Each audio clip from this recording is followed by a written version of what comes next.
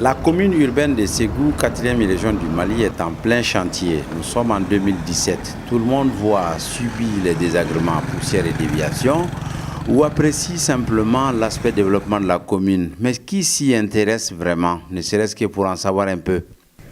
Non. La mairie de la commune urbaine de Ségou est forcément au courant. La mairie est au courant de tout parce que le programme Pakoum est là. C'est géré par la mairie qui est en train de faire des marchés, qui est en train de faire des complexes. Les routes, c'est au niveau de la région. Mais la commune a une vision par rapport à ça. Oui, mais la mairie peut et doit informer la population de la commune, sinon cette dernière a le droit de s'informer et d'interpeller. Cette situation est certainement la même dans les communes urbaines et rurales du Mali. La participation des populations à la gestion des affaires locales se fait de deux manières: les élections et l'implication au quotidien dans les prises de décision, notamment les débats et les interpellations. Voilà toute la problématique des jeunes démocraties comme celle du Mali. Avec le financement d'OSIWA, Open Society Initiative for West Africa, bureau de Dakar, l'Observatoire des droits humains et de la paix au DHP a initié le projet d'appui au renforcement de la participation des jeunes et des femmes au développement local dans les 6 communes du district de Bamako et la commune de Ségou. Il s'agit de permettre aux femmes et jeunes leaders de ces communes de s'engager dans la gestion des affaires locales afin d'apporter des changements positifs et d'être en mesure de défendre leurs intérêts de manière efficace pour eux-mêmes et pour leur communauté. Le projet d'appui à la participation des jeunes et des femmes au développement local intitulé par GEF est un projet qui a été initié par l'Observatoire des droits humains et de la paix pour soutenir la mise en œuvre de l'accord pour la paix et la réconciliation issu du processus d'Alger, mais également pour soutenir la mise en œuvre des recommandations issues des États généraux de la décentralisation. Ils se sont tenus dans notre pays en octobre 2013. Et l'une des recommandations de ces États généraux, c'était de renforcer la participation des acteurs locaux. Et lorsqu'on parle d'acteurs locaux, on pense aux jeunes et aux femmes. Le projet prend en charge 50 jeunes et femmes pour une durée de 15 mois. La cérémonie de lancement a été organisée le 28 novembre 2015 au Centre international des conférences de Bamako, CICB. Outre le partage d'expériences régionales Bénin, Ghana, Mali, Niger, Sénégal sur le contrôle citoyen à la base, le PARJEF a permis d'outiller les jeunes à travers les sessions de formation et le soutien adéquat, favorisant leur bonne organisation en s'assurant que ceux-ci pourront être désormais opérationnels. Ces leaders, femmes et jeunes, sensibiliseront à leur tour les autres pour une adhésion de la majorité. Alors quand nous avons commencé cette formation qui a duré 25 jours, j'ai demandé aux jeunes quelle idée ils ont de leur pays. Et à partir de cette idée ou de ces idées que nous avons mises ensemble, nous avons élaboré une vision pour les jeunes et les femmes du Mali dans le cadre du développement humain durable. Donc ça a été le premier module. Le deuxième module a porté sur la commune. Qu'est-ce que la commune? Où se situe la commune?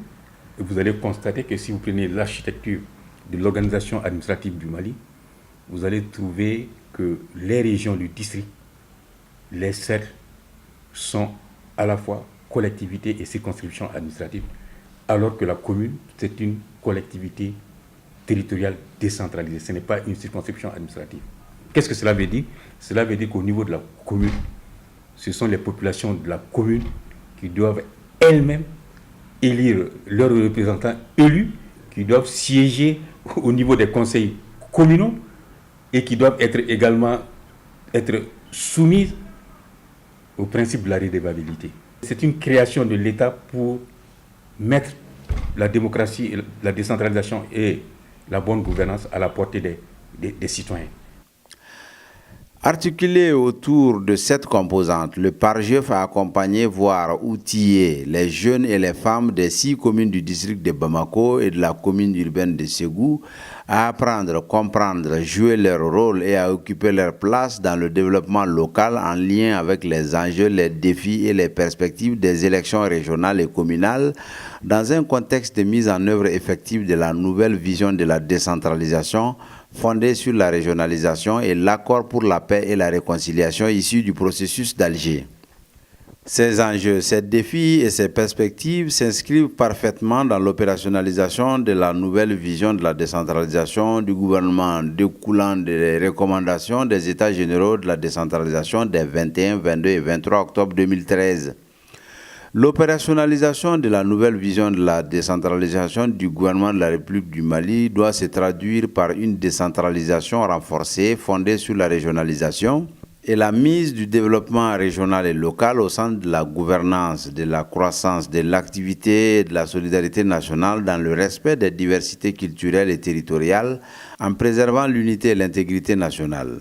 Après la première phase du projet ayant permis de lancer le projet et de renforcer les capacités des acteurs bénéficiaires du projet, notamment les jeunes et les femmes, la deuxième phase a porté essentiellement sur la mise en place des comités de contrôle citoyen, l'information et la sensibilisation à travers les débats en salle et dans les médias, l'organisation d'espaces d'interpellation et de dialogue démocratique.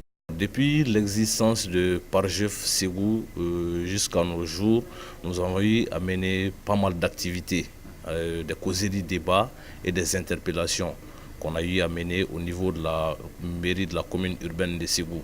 Alors ces causeries, débats ont réuni chacune une 50aine de jeunes issus d'à peu près 30 associations dans la commune urbaine de Ségou. Je n'avais pas le courage même de regarder un maire pour parler avec lui. Avant ce projet-là, non, j'avais très peur d'aller le voir même. Mais maintenant vous êtes... Oui, je peux le faire. Okay. Et beaucoup de femmes peuvent le faire aujourd'hui. Le PARJEF nous a vraiment permis de comprendre beaucoup de choses et de comprendre également que le développement commence par le pas. Au cours même de la formation, nous avons appris beaucoup de choses.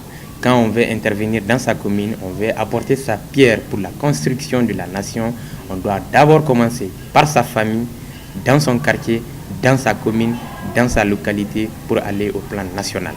L'idée nouvelle dans la formation de PARJEF, c'est qu'on nous a fait comprendre que si on veut entreprendre quelque chose, si on veut faire quelque chose, il faut d'abord savoir où est-ce qu'on a quitté, qui on est, d'où le premier module, l'identité et la vision. La formation d'abord c'était de former les conseillers de la commune 3 sur comment gérer la commune, comment faire un retour aux populations de la commune qui les ont élus. La conférence aussi c'était de mettre en garde les conseils communaux sur leur irrédevabilité envers les gens de la commune.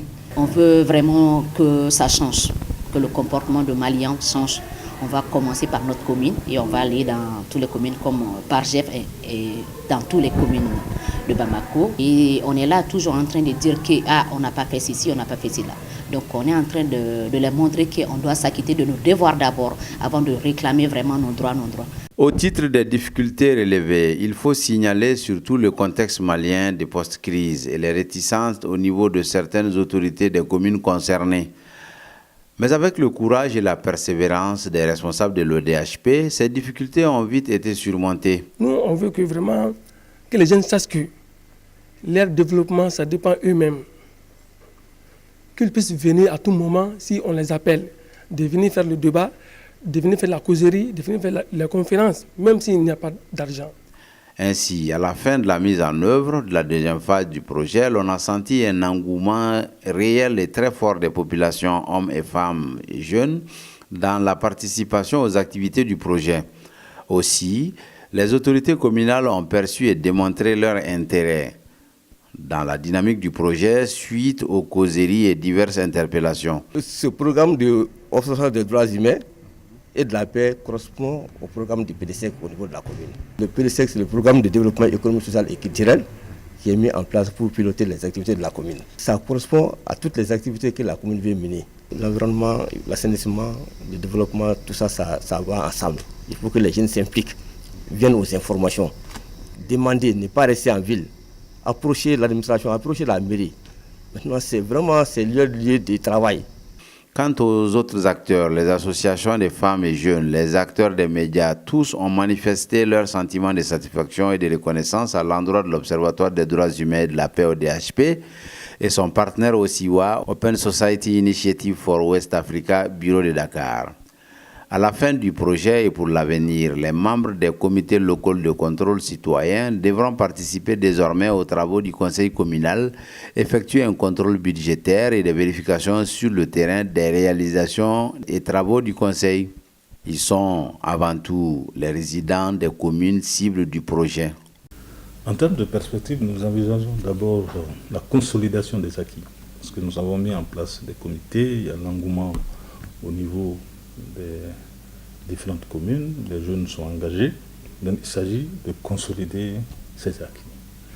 La deuxième étape, c'est de voir comment procéder à l'élargissement du projet à d'autres régions. Nous avons déjà ciblé 2 régions, la région de Sikasso et la région de Koulikoro, pour voir si on peut élargir certaines activités.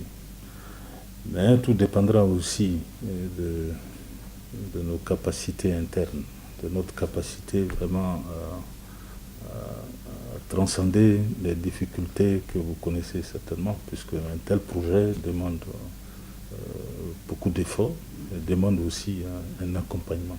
Donc nous sommes à la recherche de partenaires pour nous appuyer.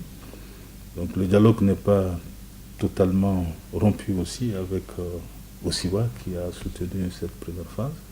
Nous sommes en train de voir dans quelle mesure nous pourrons bénéficier de leur accompagnement des différents partenaires, OSIWA, mais d'autres partenaires, pour la seconde phase. Mais notre volonté, c'est vraiment d'aller expérimenter tout ce qu'on a comme bonne pratique, déjà engagé au niveau des 6 communes de Bamako et de la commune urbaine de Sékou. Si vous voyez les recommandations qui sont sorties de la formation de 25 jours que j'ai donnée, ils ont dit qu'il faut qu'on crée d'autres pare-jeux dans les autres pays de l'UEMOA et de la CEDEAO pour en faire des pare-jeux CEDEAO et UEMOA. Donc il faut qu'on aille dans le sens de l'intégration.